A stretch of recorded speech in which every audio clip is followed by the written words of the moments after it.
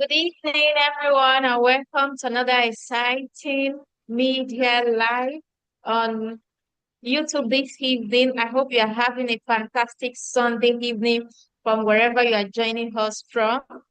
I'm Rosalind Hosu, and tonight I'm so excited because we're going to have an amazing session tonight that every media guest needs to know and be worth to be involved in. So in the chat, please let me know where you are joining from. Are you joining from Lagos? Are you joining from Nigeria? Are you joining from outside Nigeria? Please let me know where you are joining from in the chat.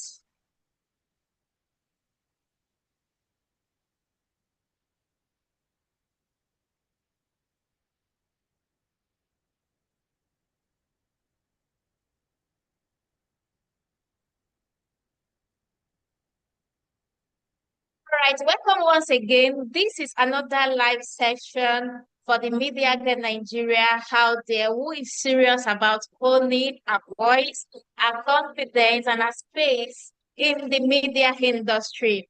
And tonight we are talking about the confident and articulate presenter.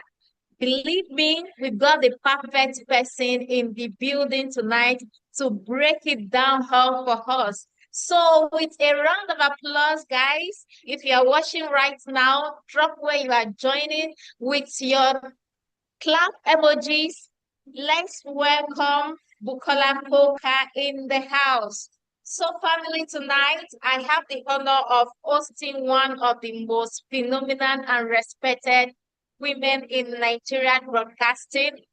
Bukola Poka is a seasoned broadcast journalist with nearly 2 decades of experience in reporting, production, and anchoring. She has worked with Lagos Television, Echo FM, Star FM, Radio Bayelsa, and Continental Broadcasting Services, gaining national recognition as the host of Fireworks on TVC. That and its interviews show that held public officials accountable. Our boldness and brilliance have held our multiple accolades, including the 2020 Wole Soyinka Award for Investigative Journalism TV category, a commendation in 2019, and a nomination as Female Newscaster of the Year in 2011. She has anchored shows like Journalist Hangout, Sunrise Daily, Africa 54, Lunchtime Politics, and currently co-hosts the Money Brief on Channels TV. Beyond her journalism, she's also passionate about mentoring and training young broadcasters across Nigeria. Ladies and gentlemen, please help me welcome the ever graceful, super talented Bukola Koka with your clap emojis. It's amazing having you here tonight, Bukola. Thank you. Thank you so much. A very delightful presenter. Thank you very much, Rosalind. Thank you, ma'am. I'm so honored to be anchoring this session with you tonight. And actually, as someone who have admired your work for years, it is really a thrilling one for me. Once again, thank you for joining us. Thank you so much.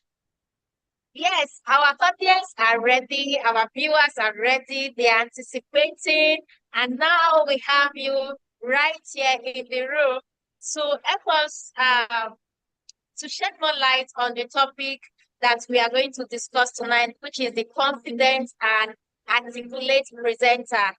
So tonight, before we will even delve into that, I will begin with first let us begin with your journey. Yes, your journey, and the reason for this is because we believe you did not just uh dive into in this industry just like that. Of course, it starts with a story, it starts from somewhere. So could you please share your journey with us? What led you into this media career, or do you have a completely different path before you delve into this career path? And of course, what inspired you to pursue this? Thank you again. Thank you everyone for coming out this evening for this engagement. And thank you so much, my very good friend, Oludolapo Adewale, for picking me to be your guest today. I consider it a privilege to be here. I hope it will be an inspiring time out for everyone. So, flesh and blood did not reveal this to you, Rosalind, when you say, "Did I have another path?" Indeed, I was headed somewhere else entirely different. Back then, I think it was more than 2 decades ago now, 2001 till 2025. So it's more than 2 decades ago. And I'm not very old, by the way. I started my career when I was 19, and in my sophomore year, what the Americans call sophomore, my second year in the university. So I wanted to study law at the time I finished secondary school. I wanted to study law, and my choice of university was University of Ibadan. But there was no, will I say, opportunity for me to study at Ibadan for a number of reasons. We lived in Lagos, and not because we lived in Lagos. My mom was categorical in letting me know that, look, she can't really stress herself going to UI to get my admission done. And my dad was busy and just, settle for what I can help you with. So that was my mom's position at the time. So my second choice was history, and my mom was studying at LASU at the time. She was doing part-time in history. So she told me, this is what I can get you. Instead of you staying at home, I can talk to my lecturers, and before you know it, you'll be in school. So I didn't get law as my first choice of study.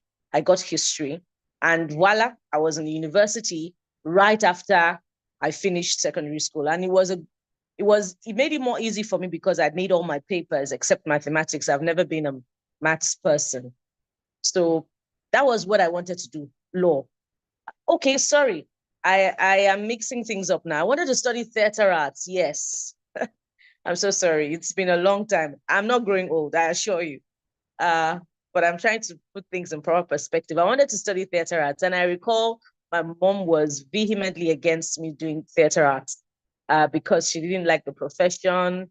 All these very cultural moms, they believe it's a profession for a certain kind of young ladies, and she didn't want her daughter to be identified with that profession. So I wanted to do theater arts at University of Ibadan. So that was also a factor, besides not being predisposed to the stress of trying to get me an admission in Ibadan. So I got history at LASU.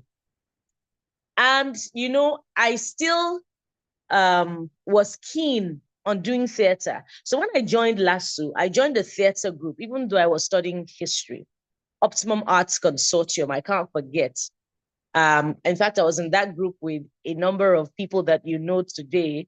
I won't mention their names because it's not material to the conversation. So I was auditioned for a role in one of our convocation plays for a particular year. And I read so well. I think reading has always been in my gene.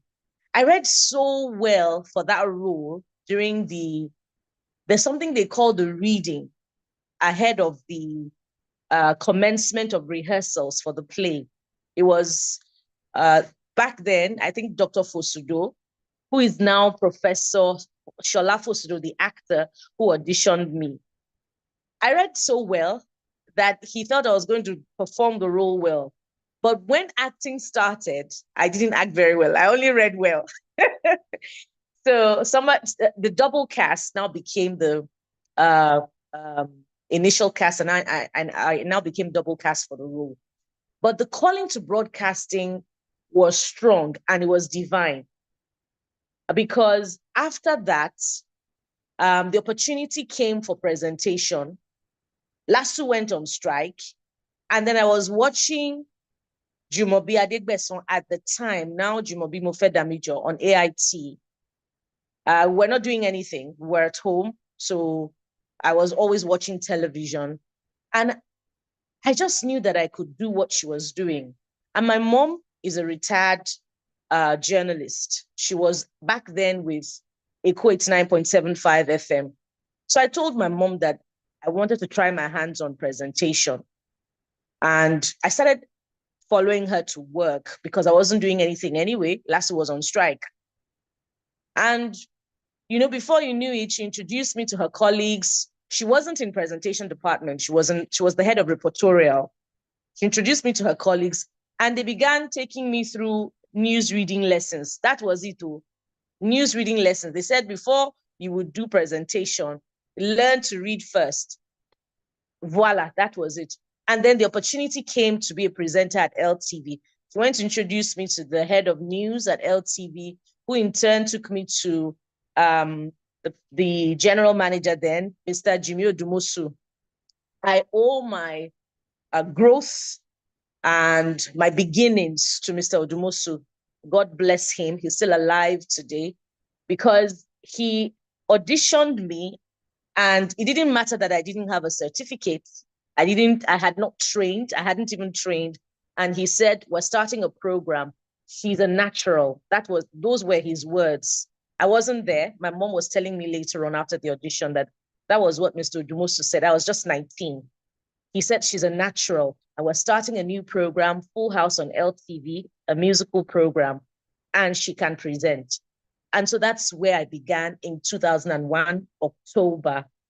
Today, it's now 24 years since I started presentation. But of course, the journey was arduous along the way. And I can't tell all of the story, but that's to give you an insight into how I started. A beautiful one. I mean, ladies, please let's down and applause to her. This is such an inspiring journey. I mean, from listening to her story, you can see that this is not just she just delved into it. No, but this is divinely orchestrated. Like God has already planned ahead what she's going to do, and then with her own passion, with her own desire for growth, and of course she eventually found herself doing what God has actually prepared her to do. That is really motivating. Thank you, ma'am, for sharing your journey with us.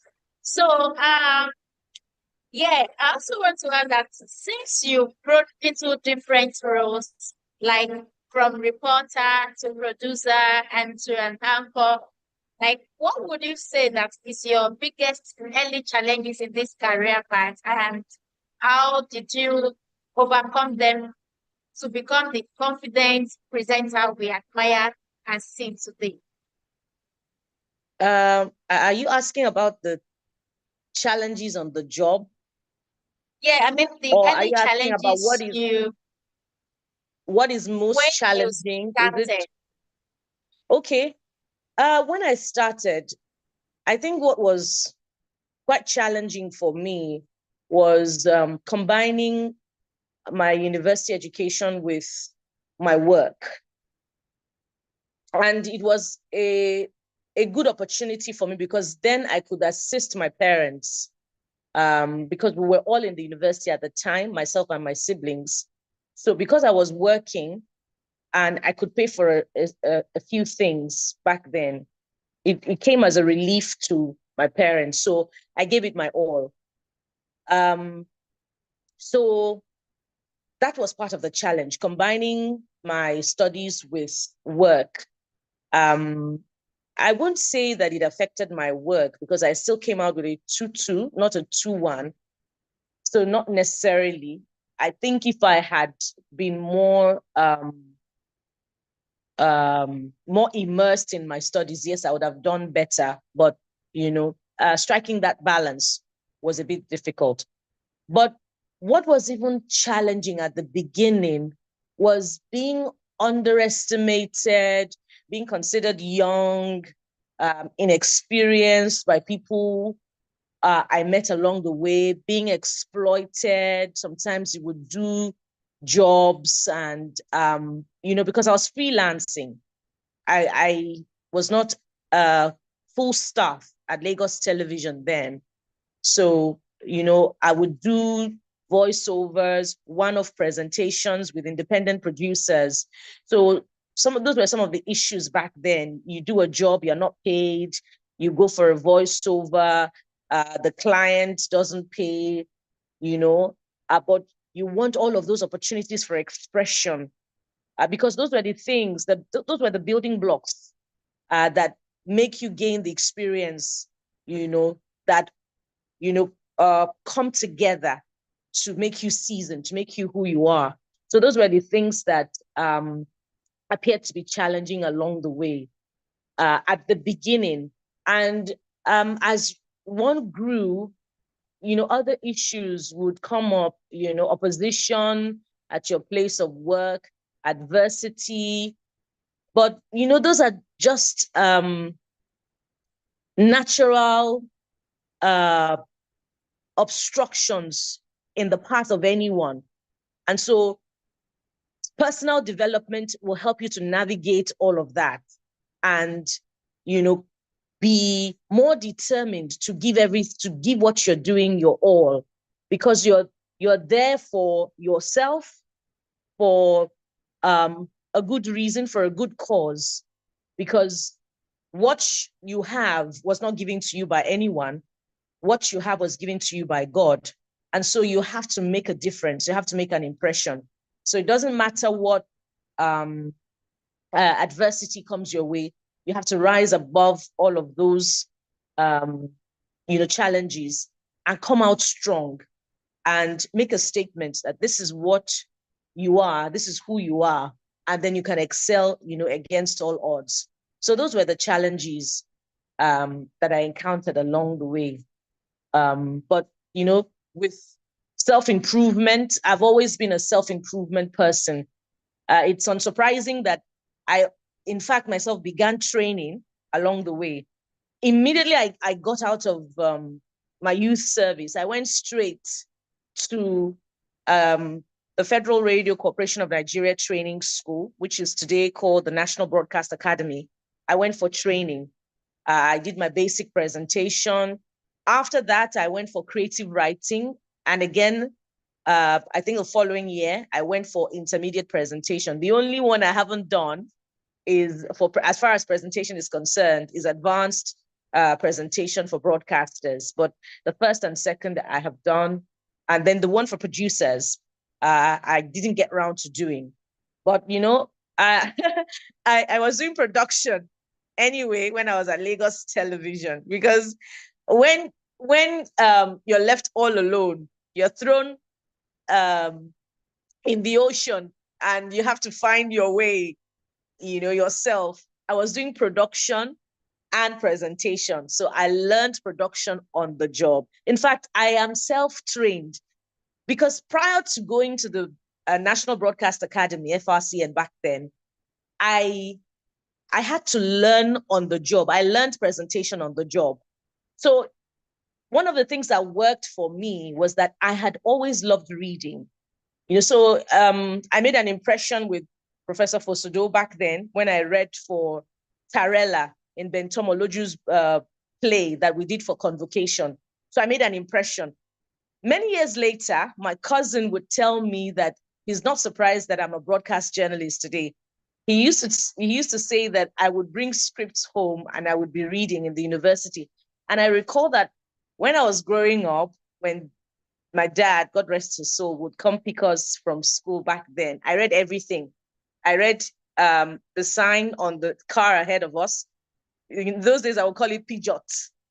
I would call it Michelin. I read everything, every outdoor billboard. So I'd always loved reading. And so it came naturally to me when I now became a presenter back then at the beginning. It came naturally to me. And, I was one of the, at the risk of being immodest, pardon me, when I was at the training school for basic presentation many years ago now, I was one of the best because I was at home with basic presentation, with everything we were taught. Yeah. It's a beautiful one. I mean, ladies, media guests, are we learning self-development? I mean, personal growth is a necessity if you really want to grow in this career path. I Absolutely. mean, the job of course, there's gonna be growth and career courses you're gonna take, but also have it in mind that you're also going to invest in self-development. All right, so let's dive into tonight's topic, which says the confident and articulate presenter. You've been known for your calm, intelligent delivery on screen. So, from your own experience, what would you say that is the foundation for building that confidence before facing the camera or holding the mic? Like, what exactly is the foundation for building that confidence? And of course, in addition to that, what truly define confidence in front of the camera? Because it's not just about holding microphone or speaking English. All right, thank you. Absolutely. Building confidence, I must tell you, comes over time. So it's not a one-day event. It's a daily, it's like building a house or the foundation. So it's a thing that you build over time. As a matter of fact, when I saw the flyer for this engagement, I was thinking to myself, hacks. Is there really any hack to knowing the tricks for becoming a confident and articulate presenter? There is no hack. As a matter of fact, our profession has allowed hacks. That's why you have journalists today who are celebrated as journalists, but have not been trained. And I know that a number of people here will catch my drift. Do you go to a doctor and can you suddenly become a doctor today, by just picking up a chair and sitting down in front of a device and start telling the world? Thank you. But today you can pick up a chair and start putting out information. Today there's citizen journalism. It is because of the loopholes in our profession that is now being addressed with the creation of the Society of Nigerian Broadcasters. And if anyone here is a broadcast journalist or a potential broadcast journalist, I think you should register, because the regulation is now beginning for our profession. Very soon, you would have to write a test to becoming a member of the Society of Nigerian Broadcasters, just as you have the NMA, just as you have the NBA. So our profession has allowed too much, because we now have enterprise presenters, and there are many of them online. Yes, there are presenters. The word itself is generic, because I could want to tell you about this product, and I would get a chair, I sit in front of a camera and talk to you about this product. Perhaps I'm the brand manager for the product, so I'll talk to you about this product. Or I could be selling lovely tops on social media. I get a chair, sit in front of a device. I'm a presenter in that context. There are other instructional presenters as well who have found their way into our field, perhaps because of the knowledge base that they have, so they can talk authoritatively about those products. So in those days when I was at Eco FM, there was a particular segment on LTM show called Automedics. It was someone who knew about cars that came to talk about cars and gave all of the information about cars. But under normal circumstances, in a profession that is regulated, you really should have the management of that organization tell the producer of the program, the executive producer, you need to hire a presenter to package this for you and talk to the world about this instead of you being the presenter. So there are really no hacks to being a confident and articulate presenter. You need to get trained. I did history and international studies. And so I had a number of friends back then at Eco FM who were already on radio. They were duty continuity announcers. Today, what we have is on-air personality. I'm an on-air personality. That is the arrival mentality of not this generation, I think 2 generations before now, of radio presenters. They even have an association. That is and I have arrived mentality of that generation of presenters who came into the profession, by way of chance, by way of the expansion of the media space. Lagos is the capital of television and radio broadcasting. So by way of chance, by way of opportunity, they came into the profession and they happened to be on radio.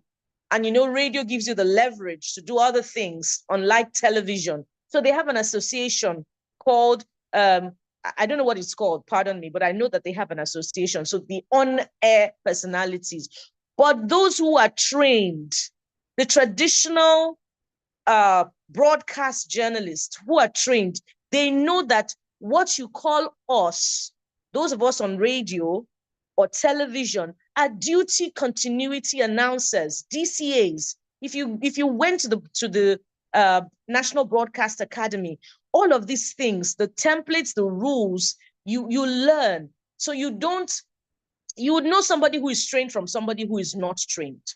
So there are no hacks. So in those days, I would say certain words, and immediately my friends, my colleagues would correct me. They'll say, no, Bukola, that's not the way to call this word. I say, me tell myself I must belong to this clique.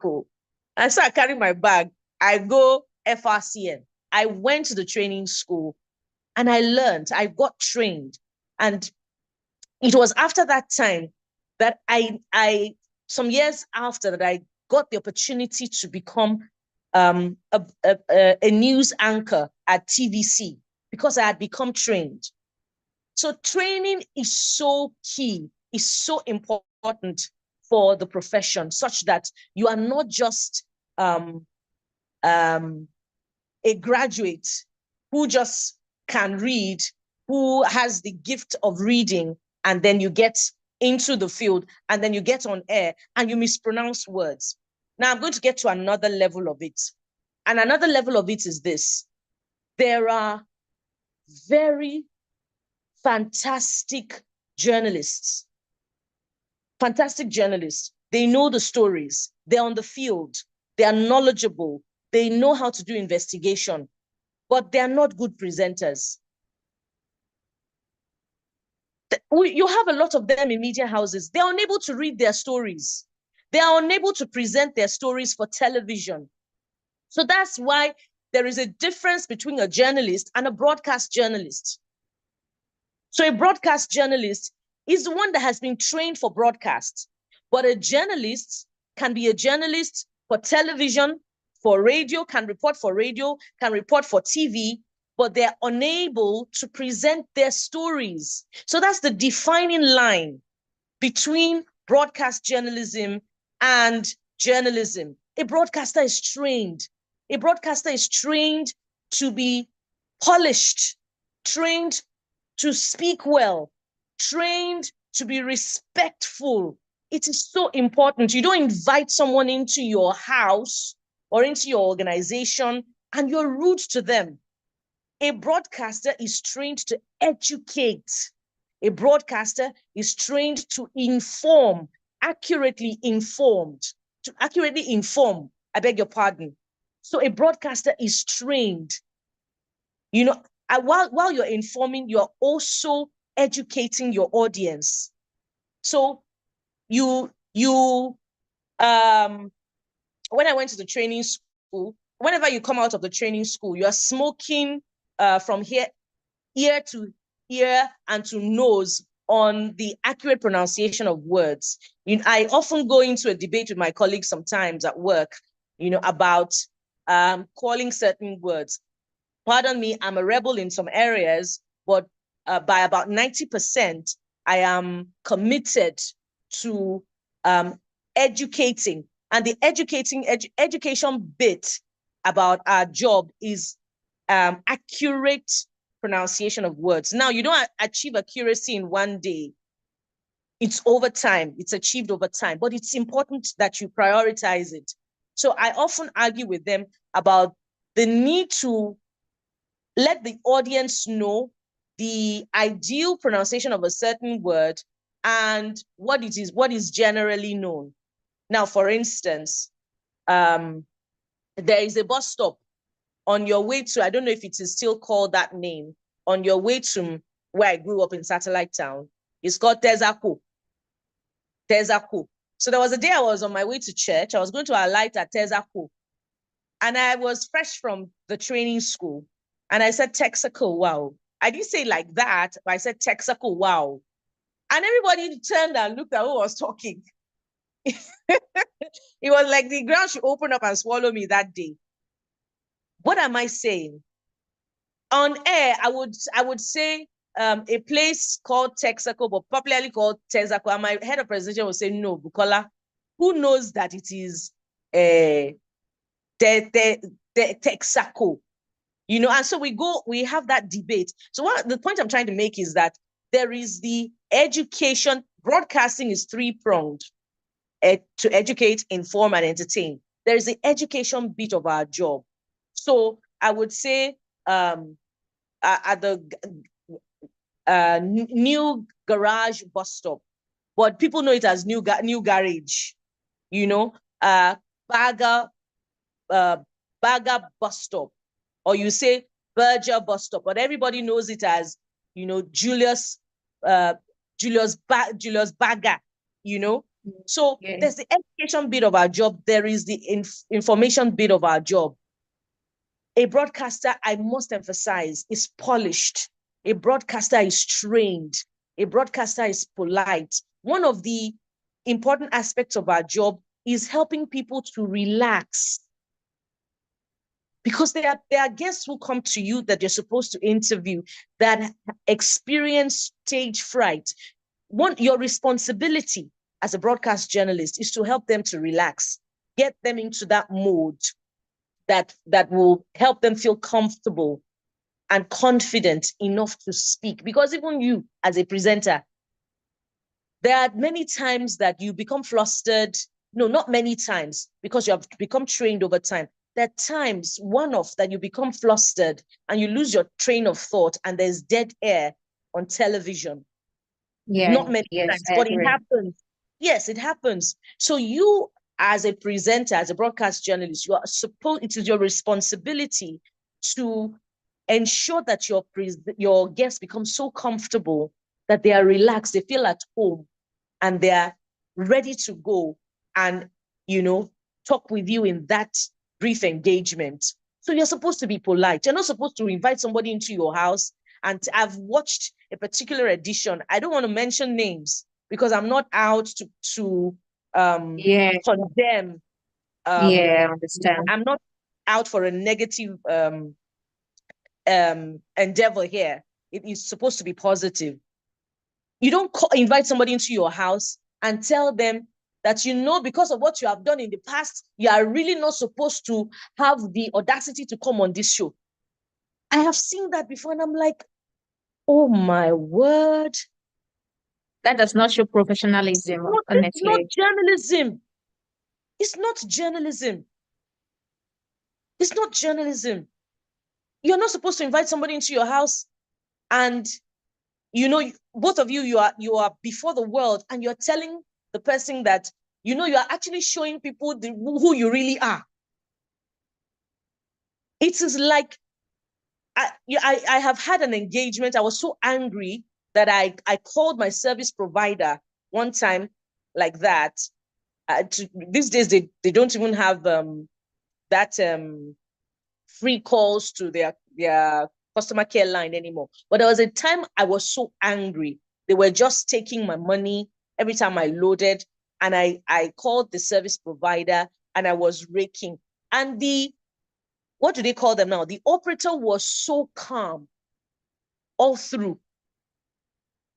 The person I didn't insult, but I was raking, I was angry. But the person was so calm that all through they didn't resort to the same level of anger, neither did they resort to unkind words. That is training. That is the training that we receive as journalists. And that's why I said that we are the ones that have allowed the loopholes in our profession. There are no hacks to becoming a broadcast journalist. Rather, there are opportunities for training. There must be training infrastructure that must be put in place by the broadcast managers. There must be regulations, principles. Now they're doing it, and I'm glad. I'm proud to let everyone know here that I'm a member of the Society of Nigerian Broadcasters. If you are a serious broadcast journalist, you should join. So we are trained. The same way you don't go to a doctor for treatment and the doctor, talks to you anyhow, or the nurse injects you anyhow, is the same way a broadcast journalist shouldn't treat guests anyhow. That's it. So back to the matter of confidence. Confidence is built over time. I don't know how much time I have for this question, but let me just take us through, what you require to become confident. You need to get to the studio on time. You must get to the studio on time. When you get to the studio on time, especially if you're a female presenter, and this is Media Girls Hangout, especially if you're a female presenter, you need to get to the studio on time, get your makeup done on time, sit in front of the camera. There is a monitor for you to look at your, all-round output. You can see that your collar is well put together. You can see that your button is well put together. Your brooch is in the right place. You can see all of those things well put together. If they're not well put together, if your hair is not packed well, you can see it. And then your inner calm, you get used to the ambience. Your inner calm is there that allows you to go on air and, you can relax and speak confidently. Because if you're rushing into the studio, the inner calm is not there. You're flustered. You're scattered on the inside. Your thoughts are not even together. Channels has trained me, because prior to coming to Channels, I was doing more of recorded programs. Yes, I could do. I did a lot of election broadcasts. But even election broadcasts, you knew that you were going for election broadcasts, so you would prepare, and they were one-offs back then at TVC. So I did a lot of election broadcasts. But I kid you not, Channels has trained me with live broadcasts. And that's why I have so much respect for my colleagues, because what they've been doing over the years is nothing short of phenomenal. There are no scripts for them. Wow. In what they have been, there are no scripts. So you do your own research, you do your own study. So many times when we would do all of that brief commentary, it was new terrain for me, and I didn't have as much confidence as they had. But over the years, when I joined Channels and began doing Sunrise Daily, over the years, I was doing a lot of reading, and I, gained the confidence and the knowledge base for, the commentaries. But even beyond the commentaries, those segments, you are the one that is responsible for those segments. You are the one that is responsible for your introduction, for everything. But with recorded broadcasts, you have the time for your research. So you go, you do your research, you write your scripts yourself. Every presenter is a producer. You do not wait for your producer to write your script for you. No, your producer has their own responsibility to ensure the look and feel of the program is top-notch, to ensure if there are graphics, illustration, video elements that should go into the producer's job too is not easy. I kid you not. That's why broadcast journalism is an esteemed profession that it breaks my heart, when broadcast managers who are not doing the ideal job of gatekeeping are allowing so many untrained people, come into the profession, and they bring down the name of the profession. It breaks my heart. So even the producer's work is a job of work. They have a lot of responsibility in terms of the look and feel of what you see in the output at the end of the day. So you should do your own research, your own scripts, get your own scripts ready. Another thing that helps you build confidence is knowing about the person that you are going to be interviewing. The other day, I just didn't get an opportunity to ask that specific question. We had one of the governorship candidates in the coming Anambra election, and I went to read and I realized that, he had served in a certain capacity in the past, and the agency where they served, is still an agency that is struggling with the challenges peculiar to that particular field. So I was going to ask the person that if you want to serve as a governor, what is your track record is not impressive. So knowing the guest also helps. Being attentive also helps. Because when you're attentive, if you have what we call an interviewer's delight on your show for that day, and the interviewer's delight is somebody who is very knowledgeable about the subject, and before you know it, they're answering your third question, and you have not even answered the second.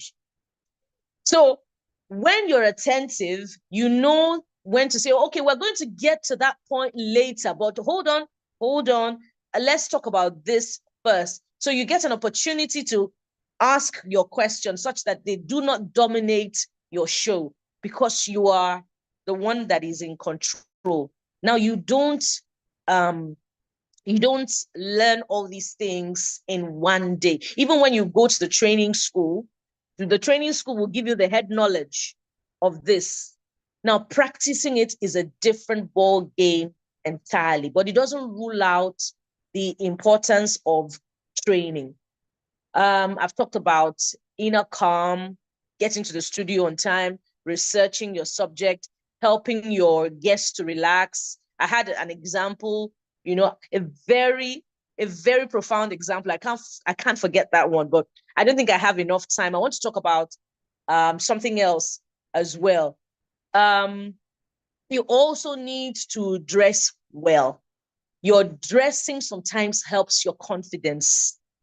So as a presenter, when you get the opportunity, I know that broadcasting is becoming even more capital intensive, and broadcast managers are not investing as much as they are in the profession anymore. But you need to take responsibility for yourself, especially for female presenters. So you need to invest in your entire packaging. You need to get good clothes. You need to look formal. I see a lot of informal dressing these days, but there are house styles, different house styles anyway. Back where I was before, for instance, there were certain hairstyles I couldn't do where I was before that I can do where I am now. So there are different house styles. Where I was before, you were supposed to look like a doll, straight hair. If the hair were not straight, it had to be tongue to precision, certain colors of jacket, no shiny, shimmery things, no leopard skins, no snake skins back there where I was. And, that's good. That's discipline.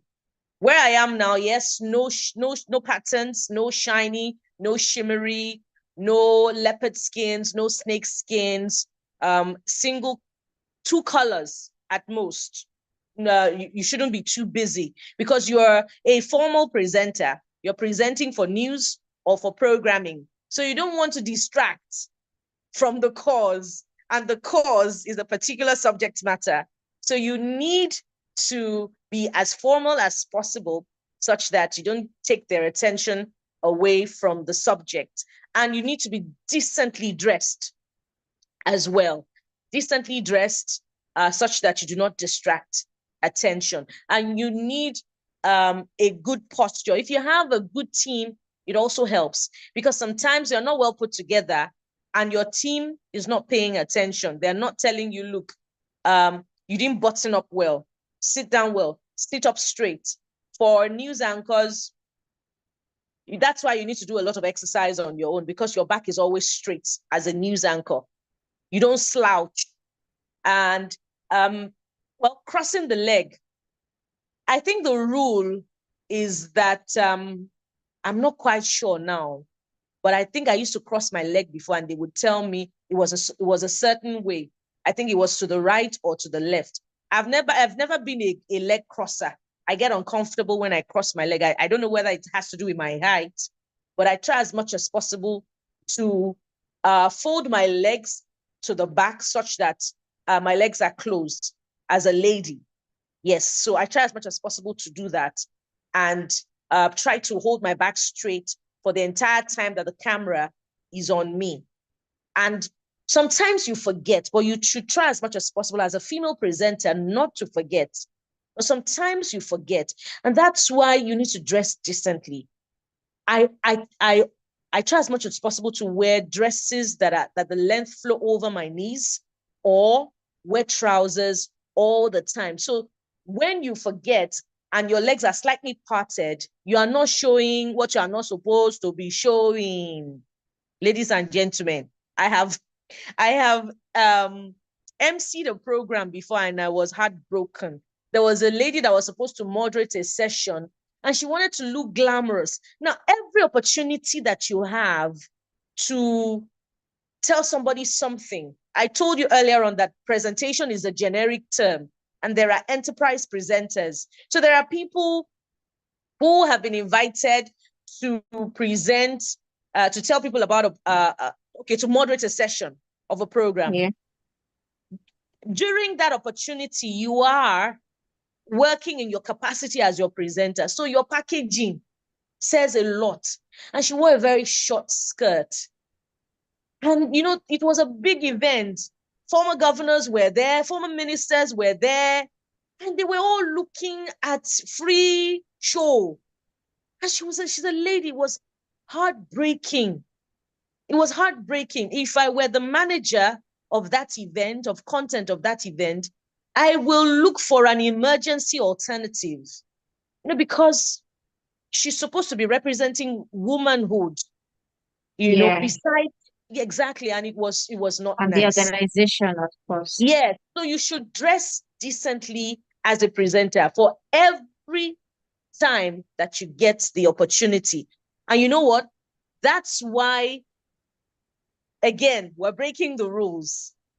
We are breaking the rules. That's why the NBC, I'm sure there's something in the rule books that says that broadcasters, presenters of a particular brand, whether you're in the private sector or in the public sector, so whether you are a presenter with LTV, a broadcast journalist with LTV, or a broadcast journalist with Channels Television, TVC News, or Arise, you are not supposed to endorse a brand because there's a conflict of interest.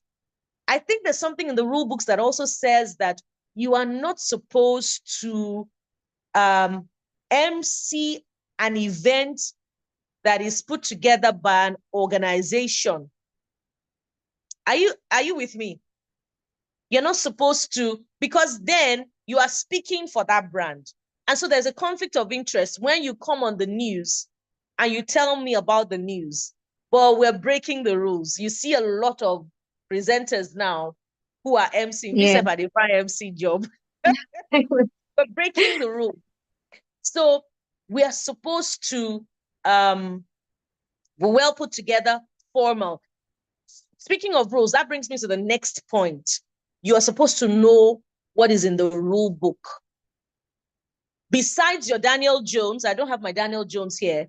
Besides your Daniel Jones, And you should know what the Daniel Jones is, by the way. If you do not know, that's the Broadcaster's Bible. The Daniel Jones Dictionary is the Pronouncing Dictionary. So besides your Daniel Jones, another thing that you should have as a broadcast journalist is your MBC code. So you know what hate speech is. You know what balance is. You know the rules, the do's and don'ts of the profession.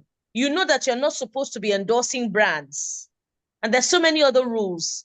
If I had known, I'd have acquainted myself of those rules.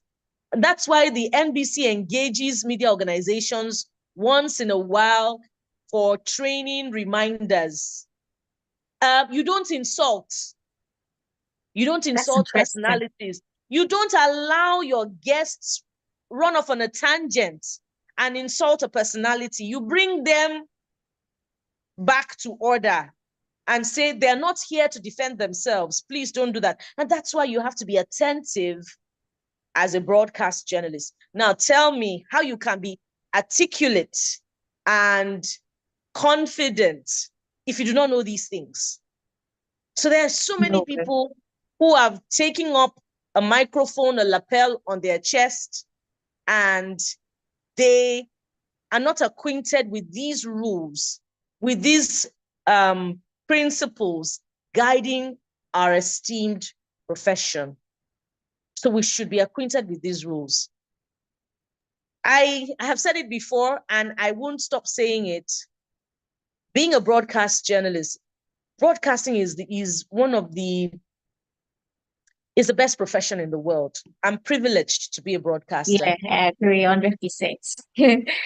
Thank you so much, ma'am. This is such a masterclass. Media guests watching, please drop your emojis in the chat. We have some viewers watching us live right now on YouTube. Thank you for joining. I believe you all had one or two lessons taken from this session this night.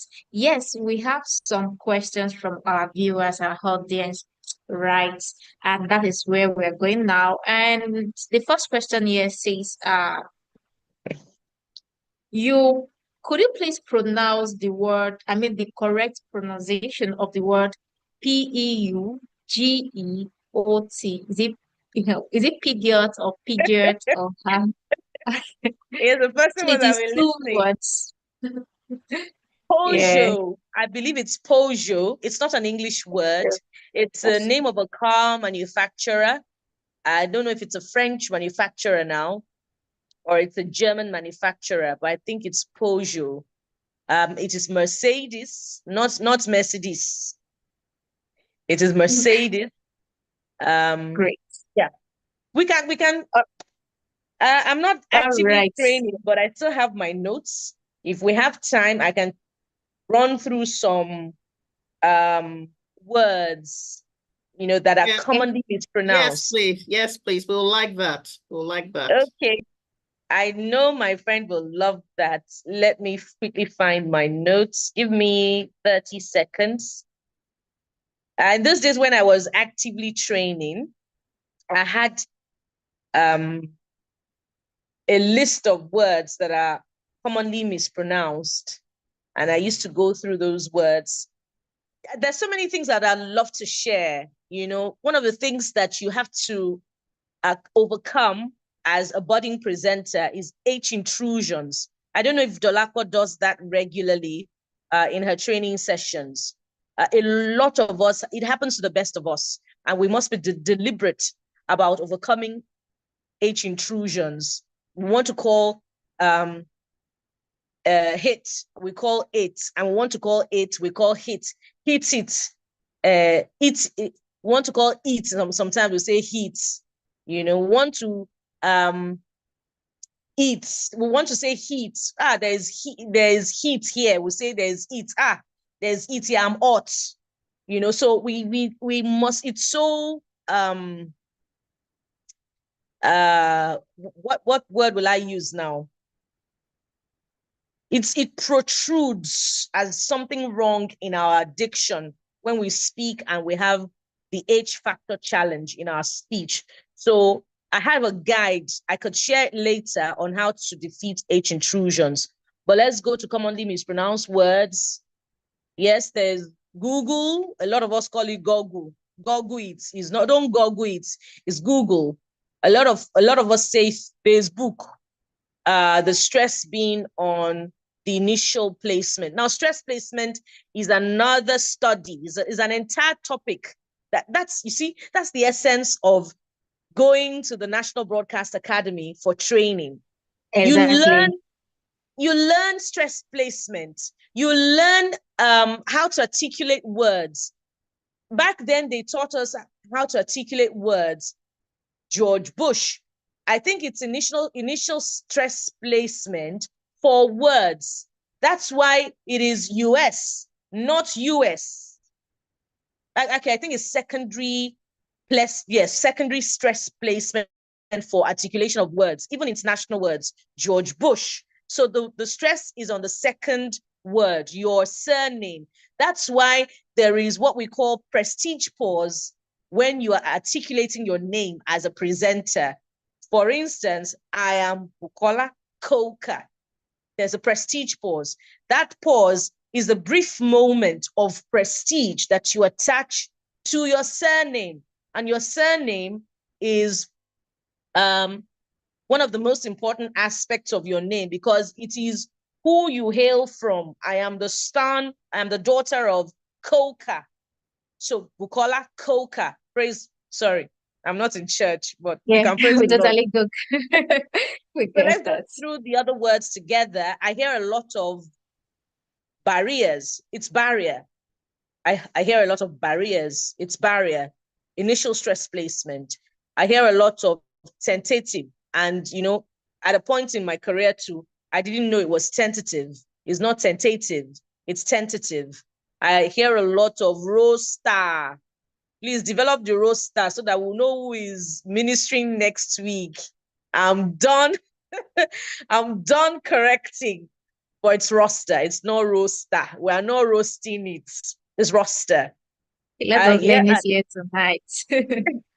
I hear a lot of sword. It's not sword. Sheath your sword. It's not sword. It's sword. Sword. I hear a lot of the theme for this year's program is not team, ladies and gentlemen, is theme. The theme for this year's program. And I wanted to say something as well. I have so much to share. Maybe we're going to do a part 2. As far as, you know, the other elements that make you polished. Your lateral, when you do not attach your lateral to the words that have the lateral. There is only one lateral in English speech sound, by the way, and it is the l. There's just one lateral. So when you do not attach your lateral to the words that carry the lateral sound, you sound pedestrian. You sound like, okay, you're just one of those that did English, that their English is, they drop out from school in GSS 3. And there's no, without prejudice to them, by the way, but you are a presenter. And one of the things that, one of your responsibilities as a presenter is to educate. So you're supposed to tell them how it is said. If you don't want to do it, you can go and be you can go and be a very good marketer of a brand. You can even be marketing the product or the product. The word is product. You can be marketing the product inside the bus and you do well. But if you're going to be a presenter, you have to do it well. If you must do it at all, do it well. So learn correct pronunciation of words. It is so important. And you stand out in groups, in engagements, public engagements. When they hear you speak, they stop in their tracks and they listen to you again because this person sounds polished. Yeah. So it's theme, it's luxury, not luxury. It's not a luxury bus, not a luxury hotel. It's luxury, luxury. It's cert. You know, there was a time that they had this air pollution challenge in Port Harcourt, the River State capital. And so we're hearing a lot of salt. There's salt in the air. I think it's cert. The word is spelled S-O-O-T. S-O-O-T, I think is cert. Then it's severance, not severance. It's to sever as well, not severe. It's to sever ties with my past. It's sever, not severe, and it's severance. My mom got her severance benefits from the public service many years ago. So it's severance, not severance, and it is to sever, not to severe. Sever. Yes, there's wrath, not wrath. Yes, Dalakwa did a video on that recently. It's wrath, not wrath. It's gesture, not a kind gesture. And it is not even just gesture, it's gesture, the sure sound. I could take you guys through the English speech sounds. That is an entire session alone. You know, that is my forte. I got a distinction in the English speech sounds when I was at the training school. So it's gesture, not gesture, and not gesture. Not gesture. Don't gesture it, please. I beg you. And it is ad hoc, not ad hoc staff. INEC ad hoc staff. Yeah, no problem. It is ad hoc, not ad hoc staff. Some of us don't even put the glottal. Yes, the glottal. The glottal is the glottal sound is that is that H factor problem that we apply when it is not needed and we remove when we are looking for it in dire times when we're looking for it. So it is ad hoc. INEC ad hoc staff. It is staff, not staff. Staff. The long R. Your jaw drops when you articulate the R. It is tyranny, not tyranny. Tyranny, not tyranny. Tyranny. It is garage. I said that before. Garage, not garage. Not garage. But it is new garage. That bus stop in Lagos, you know, is new garage. Praise God. Sorry, pardon me. It is pressure, not prayer. I don't. I'm so sorry. I hear these things. We are learning. I hear these things every day. I hear them every day in church. You know, but I haven't taught in a long time. And there was a time that I had cause to make correction, and it ended in a fight that I just gave up. I gave up because people don't know, you know, and for people like us who don't like to show ourselves, they don't know that you're a broadcast journalist. They think that you're just somebody that is educated and you want to teach them what you know. No, yeah. They don't know that you're actually trained. So I hear a lot of prayer. I'm sorry. Let me gather myself together. It's not prayer. It's not trail. It's pressure. Pressure. Apply pressure such that you can get the result that you desire. It is pastor, not pastor. Pastor. The Ghanaians, we speak, by the way, we speak with the British received pronunciation. The British received pronunciation is called the British RP. And there's another debate that has shaped that part of our profession over the years, because a lot of people are given to speaking the American way, and they have encroached into the space, into the broadcast space. But we're colonized by the British, and that's why it's called the British RP. The curriculum vitae, really, no, not the curriculum vitae. I think it is, what's that thing? What's that thing that they now the word escapes me. The syllabus, is it the syllabus now? What's that thing that they call a collection of courses in school? That word, Sha, it will come later on. For what we are taught at the training school was received from the British. That's why it's called the British RP. So we were not colonized by the British. And that's why it should be word, not word. It is the Americans that do word. It is car, not car. It is the Americans that love the R so much that you find it in, is the Americans that will say skirt, but really for the British, it is skirt. The R goes silent, but it is there nonetheless. Okay, I know that I'm talking too much and we have to go. So let's just go through there'll be a part 2, I assure you. There's pasta, there's biscuit, not biscuits. Biscuit, there's oil, not oil. I hear a lot of oil. There's data, not data. It's the Americans that do data or data. And the Americans quarrel with the T anyway, so you would hardly hear data, or data. I think the Americans do job. I got a job, but it's a job. It's a job opportunity, not a job for us. We speak with the British RP. It is parastatal, not parastatal. Parastatal. Okay, I'll bring more words in our next lesson. And maybe that will be the time to also talk about features of connected speech. But there's no time. It's a beautiful one. Thank you so much. We actually had an amazing session with you. I mean, a lot of learnings here, and of course, some certain words I pronounced wrongly in the past. Now I've known the correct pronunciation of those words. That's such a beautiful one. Yeah, we have another question here. Someone is asking that what are the criteria for joining I'm sorry, let me get the question. What does it require to join the Society of Nigeria Broadcaster? The criteria, the requirements.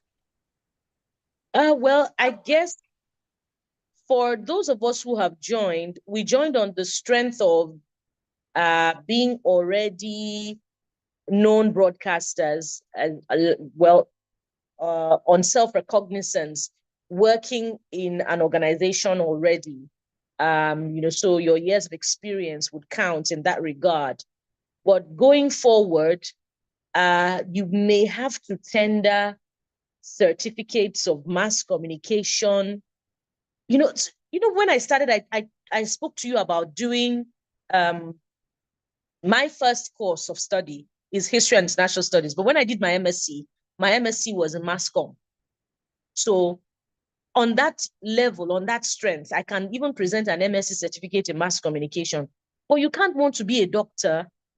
It's doctor, by the way. You can't want to be a doctor and you're presenting a certificate of education. Those are the things that they want to correct in the profession. And going forward, before you can even join the Society of Nigerian Broadcasters, you have to write a test. I have heard that you have to write a test for you to be a member of the Society of Nigerian Broadcasters. So you would need to write a test. You would need to present a certificate of relevant course of study in the profession. I think those are the requirements.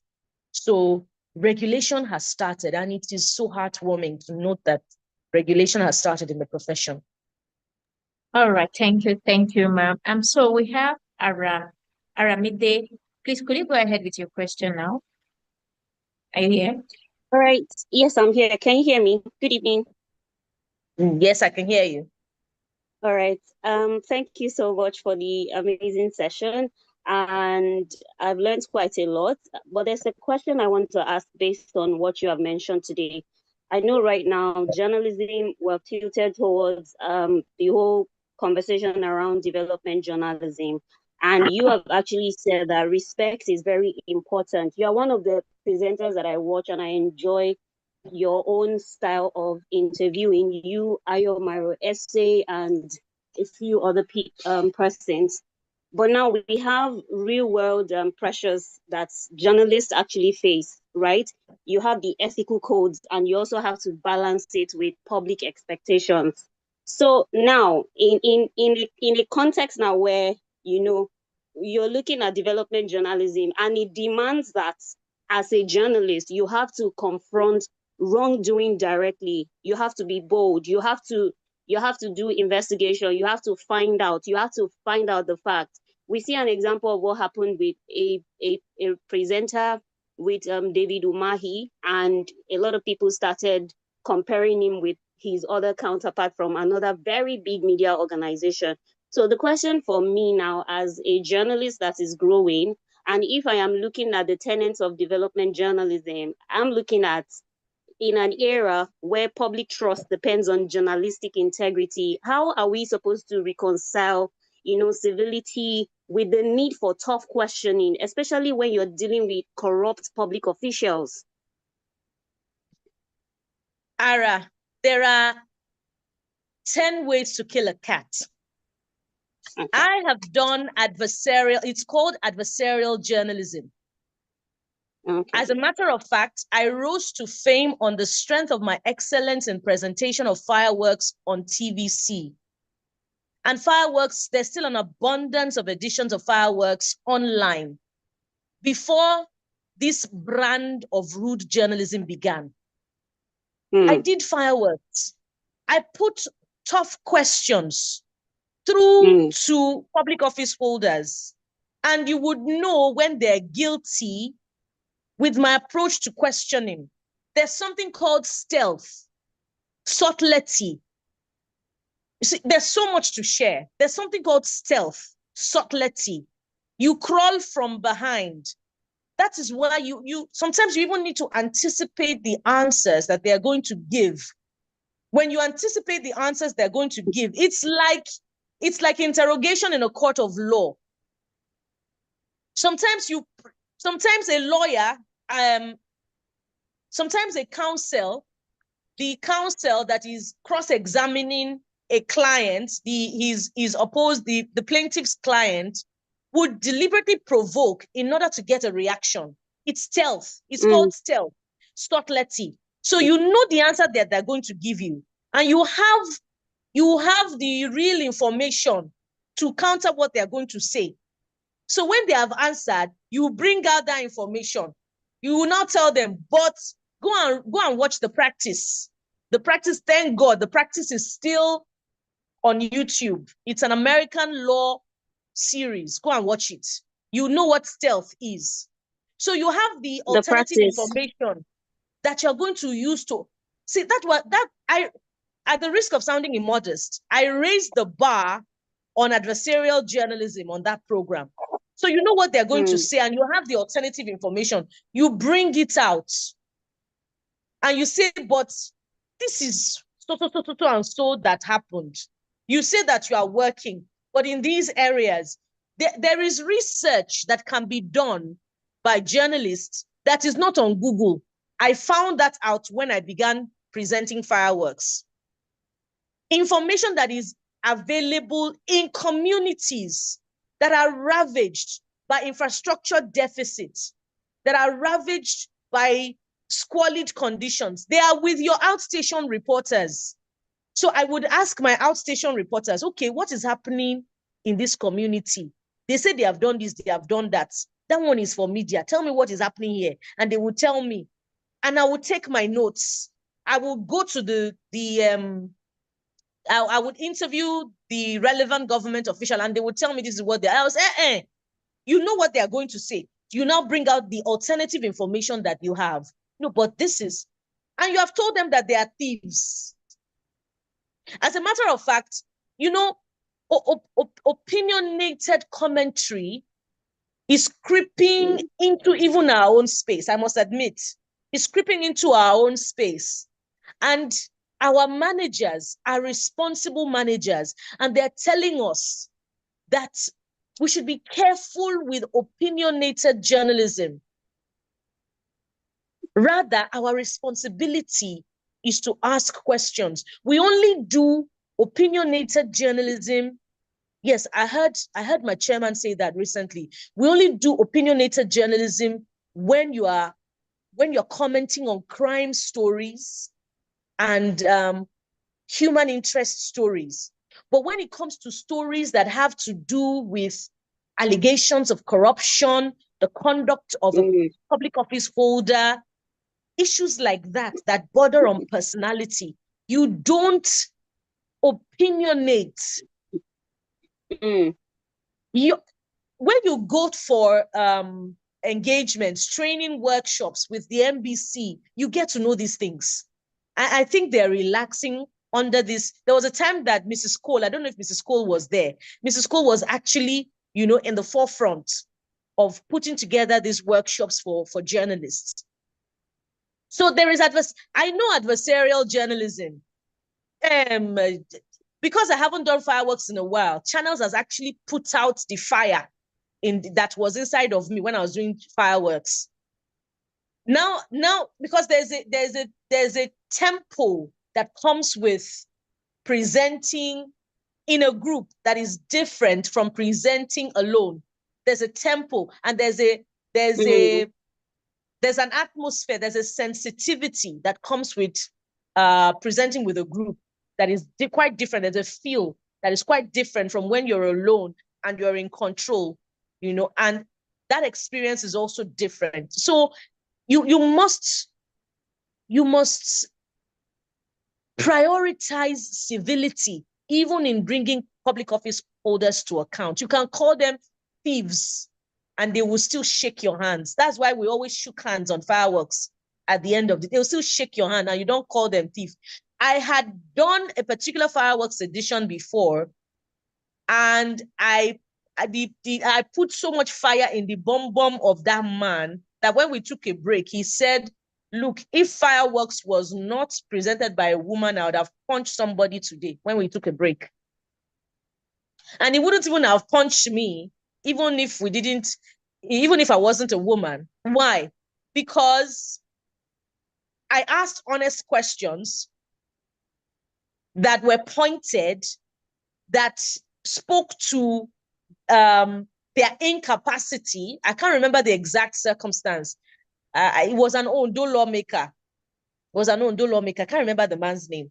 Even if I did, I would rather not mention, but it was an Ondo lawmaker at the time that also served as a minister, I think, under Buhari. But I put pointed questions to him that made him uncomfortable without insulting him. You can say I put it to you, but this is alternative information. This is alternative fact, contrary to what you're telling us. You can stand your ground as a presenter and not be rude.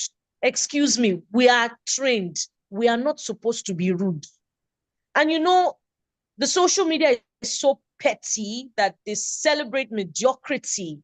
I'm sorry, but that is what it is. The social media is petty, it celebrates mediocrity, you know, and they jump on the bandwagon of, you know, what brings down the profession rather than exalts the profession. The NBC is sleeping. The NBC should act. I'm telling you, the NBC should act. So there's stealth, there's subtlety, there are other approaches. There is consistent follow-up. You can ask a question. Oh, God bless Uncle T. Uncle T would commend me back then. He would say, you just kept going back to that question. You can ask a question over and over again. You reserve the right as a presenter on that show to ask the same question over. No, you haven't answered my question. The other day I was talking with the Director General of the Teachers Regulation Council of Nigeria, and I asked her a question and she didn't answer. Or she said she didn't know. And I said, oh, that's a convenient answer. That's a convenient answer. And I smiled and I went to the next question. Do you know that somebody took notes and the person told me after the program that you tackled down? I said, what did I say? I didn't tackle Anna. You say you tackle Anna. And you say she didn't answer the question. They took note. People are watching. Somebody is always watching. Excellence cannot be hidden. Excellence cannot become this brand of journalism is pure water journalism, is cloud chasing. I'm sorry, it's cloud chasing. Thank you so much, Ma. Thank you so much for such an insightful and practical session we had tonight. For everyone joining on YouTube and those joining here on Zoom, thank you all for joining. Priska, Praise, Elizabeth, Madam Odudolapo, and Bukola Kase. We really appreciate you. I mean, definitely we are going to have part two of this conversation, and we look forward to having it before the end of this year. All right. So it was such a delight actually having you. So before we actually wrap this session up, what advice would you like to give the emerging presenters that are just starting out in their career, for them to actually hold on to have a long lasting career? Yes. Um, I'd say self-improvement. I'd say read, and keep reading. One of the things that distinguishes us as professionals is that we're supposed to know a bit about everything. And it's such a weight of a responsibility to know a bit about everything. So you have to read, and keep reading. You know, my children would say that I'll come home and say they didn't ask about my day. That me too, I will go inside. I don't even eat with them. That when it's time for our meals, I will carry my food inside because I'm carrying my phone and I'm reading. And for those of us who are Yoruba, I was convicted of that accusation. So read, and read. Be committed to self-improvement. Go for training opportunities. Identify someone who can be your remote mentor and just follow them. See what they do. I really admired Maokwe Ogun from a distance, and I watched her when she was doing hard copy, even though hard copy, at the risk of sounding immodest again, I believe was created in response to fireworks, because fireworks had started prior to hard copy. But I have always admired Maokwe from a distance. I watched her. I like her expressions. I like her commentaries. She just has a way of saying the right things. And she's so knowledgeable, about the subject. Back in those days, I used to watch, for news presentation, Ruth Benemisia Opia. I used to watch Jumobi Adegbeson as well. Now Jumobi Mofedamijo, excellent presenter. I don't know why she just abandoned the profession after she got married. It was her choice anyway, but she was one of my role models in my early days as a presenter. So identify a role model and just watch them, and get that aspect from them, which is what we call is it what we call a niche now? You're going to carve your own niche, but that thing that gives them the competitive edge, the advantage, identify it from them and reproduce it in your own way. I believe watching Ruth Benemisia over time really helped me in my articulation as a presenter. But I know also that I'm different. I'm different because I know I have an ear for languages. So even though I watched Ruth Benemisia Opia, I think something that has worked for me over the years is being able to articulate names that are not even of my own ethnic extraction. When I was serving at Radio Bielsa, and I'm going to shut up now. I know that I can talk when I'm given the opportunity. When I was serving at Radio Bielsa, I stood out for being able to, I couldn't speak their language, by the way, but for being able to articulate their names even better than their own DCAs. My head of shift back then, and I'm still in touch with her, by the way, she was very happy with me for that singular part of me. So I have my own competitive edge, my own forte or my own niche, if you would call it. So just watch and let your mind be a sponge and pick something from everyone. Pick something from everyone and be your own person, your own authentic self. Thank you so much for being generous with your knowledge and time with us tonight. We really, really appreciate it.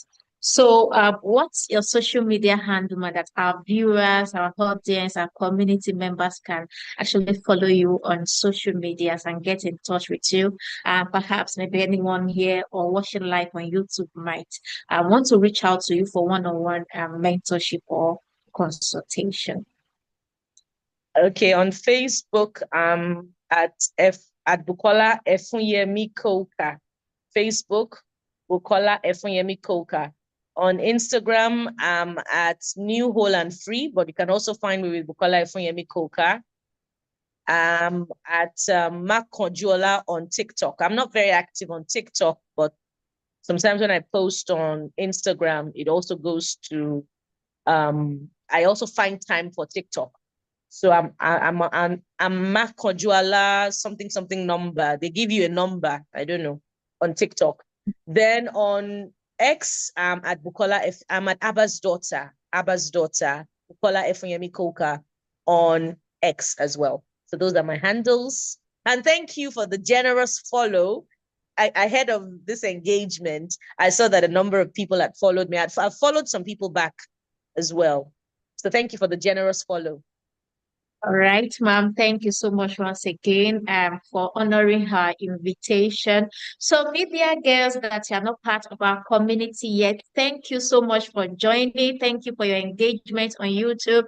And don't forget to subscribe to Media Girls Nigeria on YouTube if you are yet to. And if you're not following us yet on Instagram, please do well to follow right away. And of course, share this platform to as many as media guests that you are in touch with in your community to be part of this platform. So if you want to join us, please do well to send us a message on WhatsApp to the community manager on +234 9053 5666280. I'll come again, +234 9053 566 Thank you once again for joining. We really, really appreciate this. Please do not just listen to this and just dump it. Ensure you come back one more time to listen and practicalize everything that is being taught here today. Remember, confidence is not born, is built but not born. So start showing up, keep refining your craft, and stay true to your authentic self. Thank you once again, Bukola Koka, for having honoring her invitation tonight. And of course, we are expecting the part 2 of this session. And we appreciate Madam Oludolapo for betting this initiative and giving us the platform to express our talent. And of course, by investing in us through this platform to help us grow in our craft. So we've had a wonderful night here tonight, media guests. We look forward to having another amazing section in November. So look forward to November edition. If you're not following us, please do well to subscribe and follow us across all platforms. I'm Roslyn also again. I'm so delighted to host this section tonight with each one of you. See you all next time. Stay bold, stay brilliant, and stay confident always. Have a wonderful week, people, and have an amazing night rest. Thank you. Thank you, Roslyn. That was just brilliant. Thank you very much for stepping to the party. And I want to say thank you to my sister, Bukola Koka. I always like to say Koka. Thank you so much. I'm really, really happy that you took up this challenge and you're here. Thank you for pouring without any barrier. Okay, I'm using one of the words you used tonight, pouring into us. And I'm sure the ladies learned a lot tonight, and maybe 1 or 2 guys joined as well. So I say thank you to everyone that joined tonight. Let's make it a date in November as well. Bukola promised part 2, and we are jumping on part 2. So the part 2 might be in December because we already slated another person for November. No problem. It could be in December or in January, but we'll work the fine details correctly. Thank you once again. Enjoy your week and enjoy your night. God bless you.